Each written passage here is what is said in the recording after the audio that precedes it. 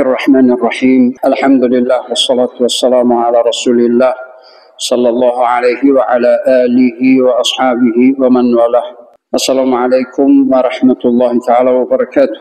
برادران الاسلام، پروردگار الله سبحانه و تعالی را شکرانه اشکیم و شما را به این شب مبارک، شب با برکت، شب مقدس که این یک شب برابری 83 سال و 4 ماه یا که زیادتر برتر از 1000 ماه، حالا 1000 ماه یعنی 83 سال و 4 ماه. وقتی که پروردگار میگوید برتر، حالا پروردگار خود میداند که حالا این برتریش 100 سال است، 200 سال است، 1000 سال است. پروردگار خود میداند، چرا که گفتن پروردگار که برتر یعنی با اون عظمت و بزرگی پروردگار، این برتری و بسته به عظمت و بزرگی پروردگار دارد. شکرانه پروردگار که ما و شما رو به این شب مبارک رسانید. این هم یکی از نعمت‌های پروردگار است. یکی از نعمت‌های پروردگار است که ما و شما رو به این شب رسانید که سجده میکنیم، دعا میکنیم.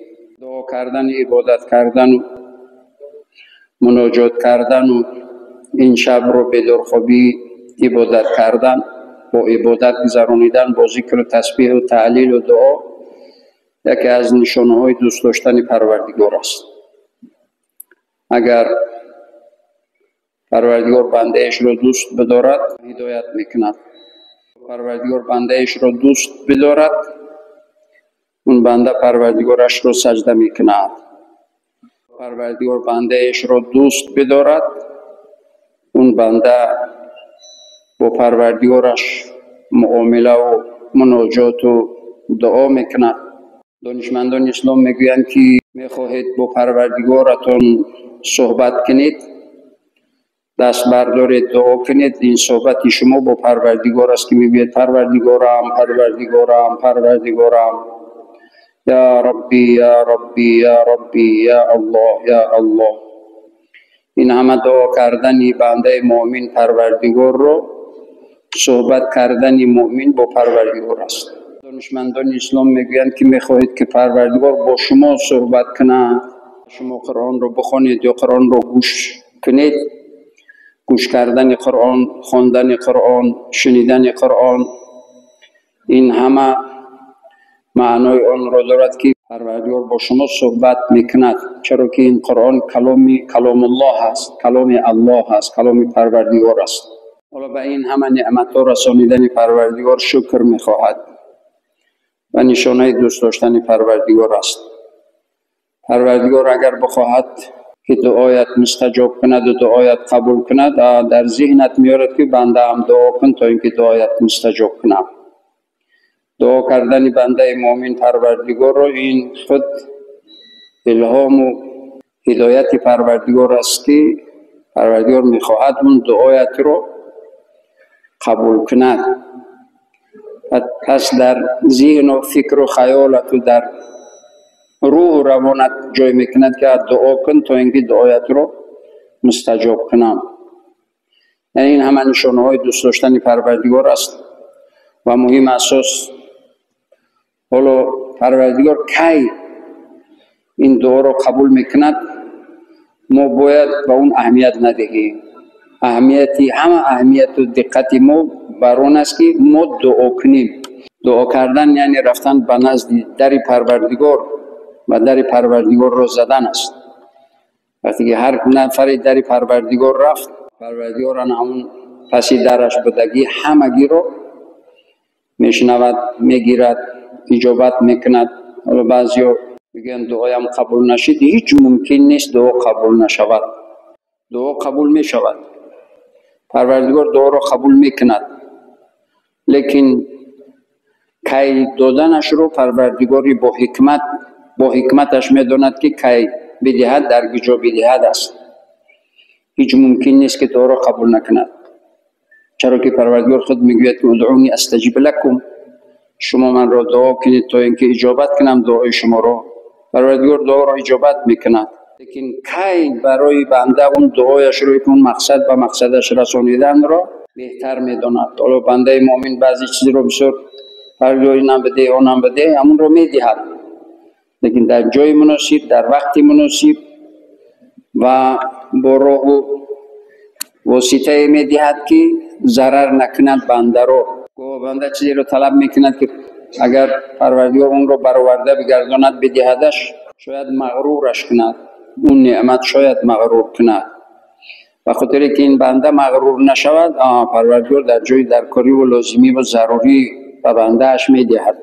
این رو باید ما در ذهن خود داشته باشیم که این معنی اون رو ندارد که پروردگار دعای من را قبول نکرد. نه، حتمی دعای من را قبول کرد. دعای یعنی مقصدی من دعای همه ما و شما رو پروردگار قبول میکنه، لیکن برآورده شدن این دعا یا اینکه از پروردگار برای ما دادن اون دعا در جای مناسب، در وقت مناسب و با راه و وسیله و روشی که ما رو ضرر نکند اون نعمت. پروردگار میگه توبوا الی الله توبة نصوحا.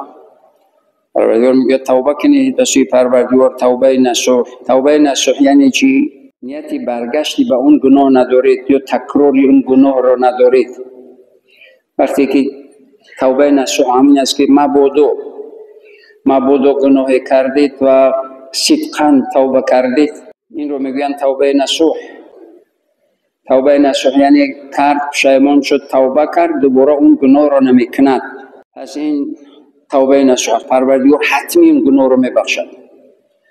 چرا نبخشد؟ او خود میگوید که توبوا الی الله توبة نصوحا. شما توبه نصوح کنید، مبادا گناهی کرده توبه کنید، دیگر دوباره نکنید، تو اینکه این گناه شما رو من میگوید پروردگار در حدیث قدسی میگوید که من بندگان صالح صادقم رو توبه اشون رو قبول میکنم و اون معصیتشون رو به یک عبادت تبدیل میدهم. مدامی که در اون توبه اشون چی باشن؟ صادق باشن. یک معصیت گناهت رو به یک عبادتی تبدیل میدهد. پروردگار چنین حکمت دارد. ولی یکی از حکمت‌های پروردگار است که این شب قدر ببینید، پروردگار تمام بنده مؤمن عاصی گناهکارش رو میبخشد. تمام بنده مؤمنی که عاصی هست، گناه دارد، معصیت دارد، لغزش ها دارد، اون گناه رو خو فهمیده خو نفهمیده، خو از روی ضعیفی و ناتوانی، خو از روی نفس بد انجام داده است، این شب توبه کند، پروردگار همه توبه رو قبول میکند، مگر دو گروه رو. اونه که به معصیت و به یعنی کشیدنی ها و نوشیدنی های مسکننده عادت کردگی هستند که دیگر دست کشیده نمیتوانند. این یک گروه که پروردگار دعایشون رو قبول نمیکنه. معتاد هستند، معتاد شدگی هستند که دست کشیده نمیتوانند. چرا پروردگار دعای اونا رو قبول نمیکند؟ به خاطری که اون معتاد به جایی که به پروردگار تکیه و امید و توبه و تضرعش رو کند، ولی امید به همون نوشیدنی و کشیدنیش میکند و معتاد به همون میشود، دیگر به اون خود رو تصور کرده نمیتواند. برای همین پروردگار دعایش رو قبول نمیکند. نوشیدنی کشیدنیش رو از پروردگار و از همه چیز بالا میداند. این بسیار خطرناک است برادران علیه اسلام. دیگه گناهکاری رو دعایش رو قبول نمیکند که آزار پدر و مادر داده باشد یا اینکه آق پدر و مادر. این شبی هست که بنده مؤمن باید بگوید که پروردگار رو هر کسی که من رو رنجاند من از او گذشت کردم، بخشیدمش. پیامبر علیه السلام میگویند که الراحمون یرحمهم الرحمن. پروردگاری بخشنده بندگانی بخشنده اش رو می بخشد، رحم میکند. پروردگار رحمان بندگانی بخشنده گذشت کننده اش رو رحم میکند.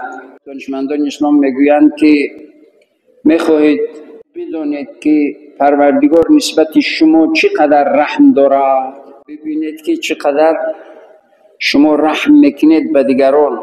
هر چقدر که بنده مؤمن به دیگران رحم زیاد داشته باشد، این نشانه رحمت الهی و رحم پروردگار نسبت این بنده است.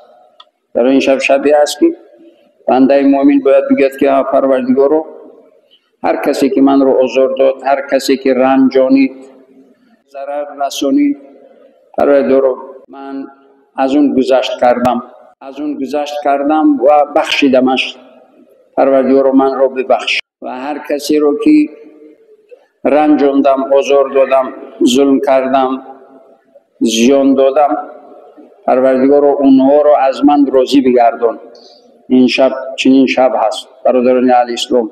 شبی هست که نیت‌ها رو نیک، شبی هست که قلب‌ها رو صاف و پاک، شبی هست که یعنی قلب رو از کینه و کدرت و عداوت و دشمنوگری و از همه اون خصلت‌های زشت شیطانی پاک کردن. شبی پاک کردن قلب است. هر چقدر که نیت رو نیک کردید، قلب رو صاف و پاک کردید و امید از رحمت الهی کردید، پروردگار نسبت شما همون قدر رحم میکند و نسبت شما همون قدر یعنی میبخشد.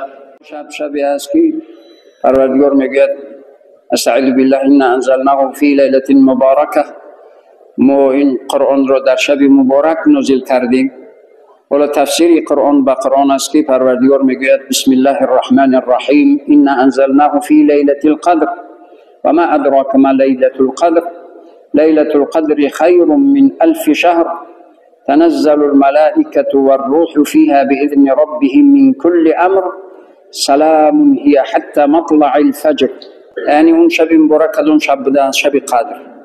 و شب قدری که ما و شما قرار داریم، این یکی از بهترین نعمت‌های است که شکرانه کنیم که پروردگار رو شکرانه که ما رو به این شب مبارک رسانیدی. این شب چی شبی هست؟ انا انزلناه فی لیلة القدر و ما ادراک ما لیلة القدر. چی شبی هست این شب؟ پروردگار عظمت و بزرگی این شب رو میگوید، تکرارا سوال میدهد به خاطر عظمت و بزرگی این شب. میگه لیلة القدر خیر من 1000 شهر، برتر از 1000 ماه.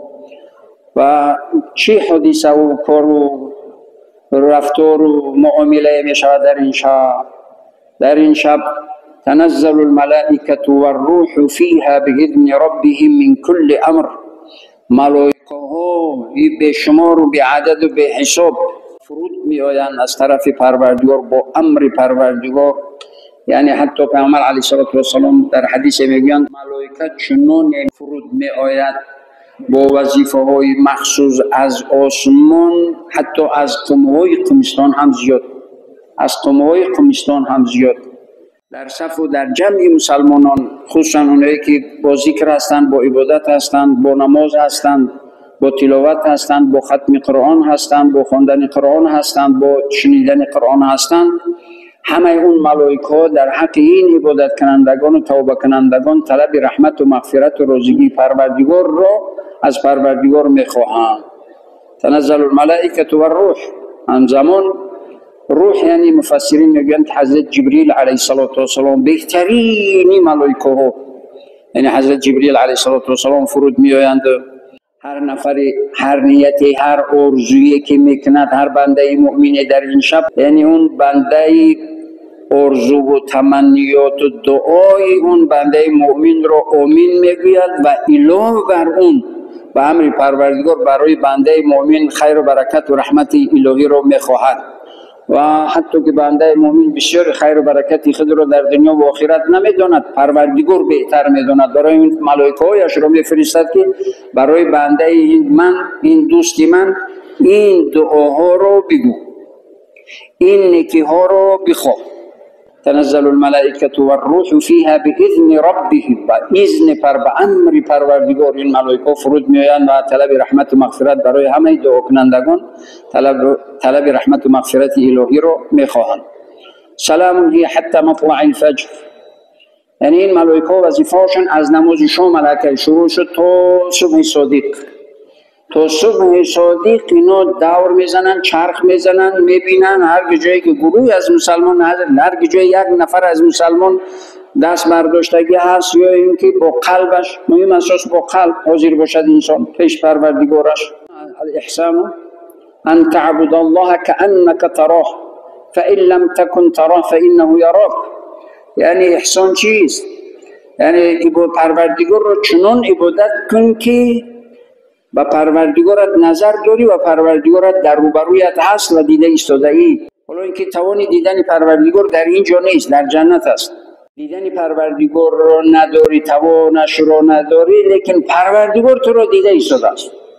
پروردگار در روبروی تو را نگاه کرده ایستاده است. با چنین حالت باید که بنده مؤمن در این شب عبادت کند. خداوند عزوجل پروردگار الله سبحانه و تعالی رو شکرانه‌اش بگیم که همه ما و شما رو و همه اونایی که هستند این شب رو امید دارند و طلب رحمت و مغفرت و خیر و برکت الهی رو دارند. خداوند عزوجل برای همه ما و شما و امت اسلامی مبارک و با برکت بگرداند. دعا کنیم پروردگار رو در این ماه اجابت دعا و در این شب مبارک و در این شبی که پروردگار رو عبادتش برای شاید که از 100 سالها زیاد یعنی قدر دارد، این شب رو با تمام برکت و عظمت و بزرگیش نصیب روزی امان بگردان. در این شب مبارک گذشتگان همه ما، خصوصا پدر و مادران گذشته ما رو رحمت و مغفرت، همه گذشته های ما رو رحمت و مغفرت از ما خشنود خوشحالشان بگردان. پروردگار همه اونهایی که ما رو آزار دادن ما از او راضی و خشنود به خاطر رحمت و مغفرت خدا و همه اونهایی که ما آزار دادیم پروردگار همه اون رو از ما راضی بگردان و رحمت و مغفرت زیادت برایشان نصیب روزی بگردان. پروردگار در این شب اجابت دعا کشور ما رو همیشه آرام و آباد، همیشه پیشرفته و ترقی کرده از جهت دین و دنیا در حفظ و حمایه و پناه خودت نگه بدار. پروردگار در این شب مبارک اجابت دعا که خود گفته ای که هر کسی که دعا کند اجابت میکنم، پروردگار همه ما و همه این حاضرینی که به امید خانه‌ات اومدند و دست امید به سوی خودت برداشتند، همه این حاضرین را عزت و برکت و سعادت دائمی دنیا و آخرت نصیب و روزی بگردان. پروردگار و پیشوای ملت و تمام شخصان خیرخواه این کشور اسلام و مسلمین، خصوصا همه این حاضرین را در تمام کارهای خیر، عملهای صالح و نیتهای نیکشان کامیاب و موفقشان بگردان.